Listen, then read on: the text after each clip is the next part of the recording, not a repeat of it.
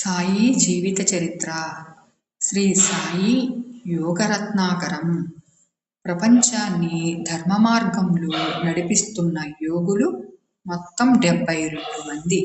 వారందరికీ దారి చూపించే మహాయోగులు 5గురు. ఈ 5గురికి పరమ గురువు శ్రీ సాయిబాబా.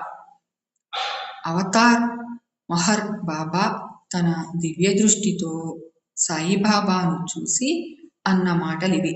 శ్రీ సాయి షిరిడీలోని ఒక మసీదును ఆవాసంగా చేసుకున్నారు. దానికి ద్వారకామాయి అనే పేరు పెట్టారు. షిరిడీకి వచ్చిన కొత్తలో బాబా పలువురు యోగులతో సాంగత్యం చేసేవారు.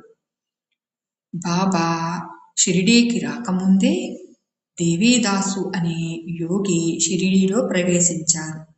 మారుతి మందిరంలో ఉండేవారు. బాబా ఈయన సాంగత్యాన్ని ఇష్టపడేవారు.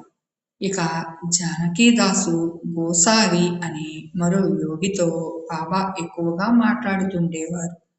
శ్రీ సాయి ద్వారకామాయిలోని తులసి, బంతి, గన్నేరు, నిత్యమల్లె మొక్కలను నాటేవారు.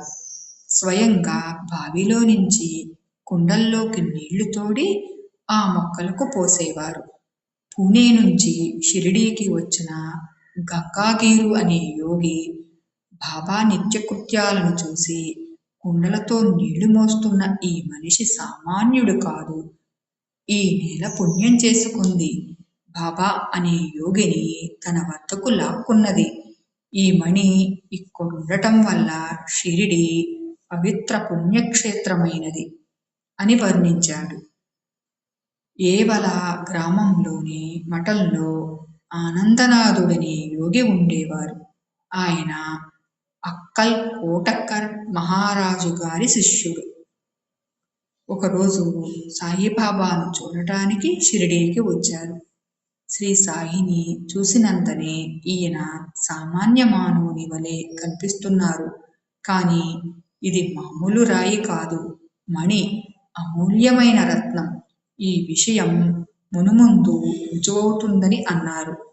అదే నేటికి రుజువవుతోంది. ఇదే శ్రీ సాయి తత్వంలోని రహస్యం. శ్రీ సాయినాథాయ నమః.